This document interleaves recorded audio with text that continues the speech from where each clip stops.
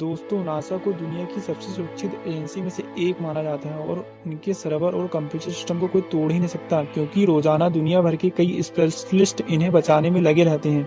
हालांकि ऐसा नहीं है। आपको बता दें कि एक 15 साल के बच्चे ने केवल अपने मनोरंजन के लिए नासा के सिस्टम्स को हैक कर लिया था। इतना ही नहीं, नासा को कई दिनों तक इसके चक्कर में अपना काम भी बंद करना पड़ा था। इस घटना के बाद उस बच्चे की जिंदगी पूरी तरह से बदल गई।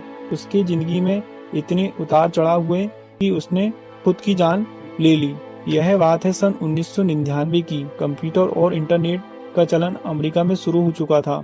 कई युवा इंटरनेट की ताकत को जानने में लगे हुए थे। उनमें से एक थे जोनाथन जेम्स, जिनकी उम्र मात्र 15 साल की थी और कंप्यूटर की दुनिया को वो समझ ही रहे थे। कहते हैं कि उसका दिमाग कंप्यूटर के मामले में काफी तेज चलता था, इसलिए वह धीरे धीरे हैकिंग की ओर भी बढ़ गया। जेम्स ने कुछ वक्त बाद ही हैकिंग की दुनिया में कदम रख दिया। इसके लिए उसने अपना एक नाम भी रख लिया, जो कॉमरेड के नाम से जाना जाता था। अपने इस नाम के साथ जेम्स ने हैकिंग की दुनिया में कदम रखा और हैकिंग प्रोग्राम बनाने शुरू कर दिए। जिस उम्र में उसके साथी खेलते कूदते थे, उस समय जेम्स कंप्यूटर के आगे बैठकर कोडिंग करने में लगा हुआ था। कहते हैं कि धीरे धीरे जेम्स का हाथ हैकिंग में अच्छा होने लगा था। छोटी छोटी हैकिंग के बाद अब वो कुछ बड़ी हैकिंग करने की सोच रहा था। अब उसकी नज़र थी अपने देश की सबसे सुरक्षित एजेंसी नासा के कंप्यूटर सिस्टम को हैक करने की।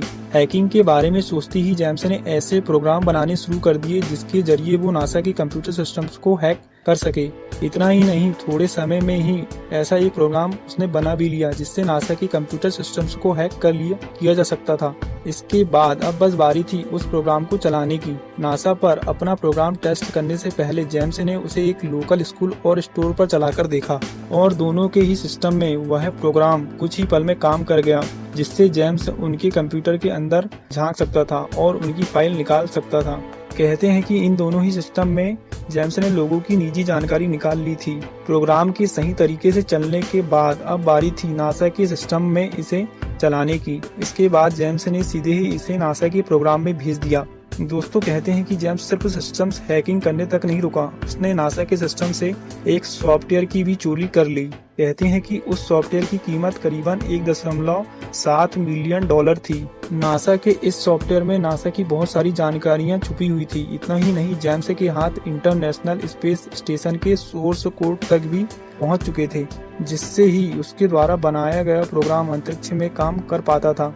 दोस्तों, जेम्स को पता भी नहीं था कि वह नादानी में कितना बड़ा जुर्म कर बैठा था।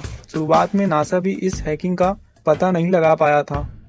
हालांकि कुछ दिनों बाद ही नासा को इस हैकिंग का पता चल गया था। सोर्स कोड से छेड़छाड़ का नासा को जैसे ही पता लगा, उन्हें अपने सारे सिस्टम बंद करने पड़े। माना जाता है कि इसकी वजह से उन्हें करीबन 41,000 मिलियन डॉलर का नुकसान हुआ।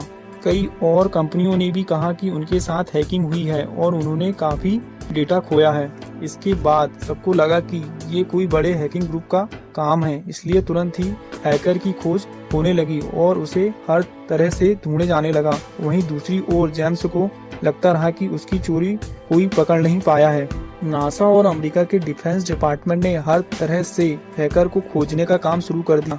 वह जानते थे कि आज जो नासा तक पहुंच सकता है, वह कल और भी अंदर जा सकता है, और इसी डर की वजह से अमेरिका की खुफिया एजेंसी हैकर को ढूंढने लगी थी और थोड़े ही समय में उन्होंने जेम्स का बनाया हुआ प्रोग्राम अपने सिस्टम में खोज लिया।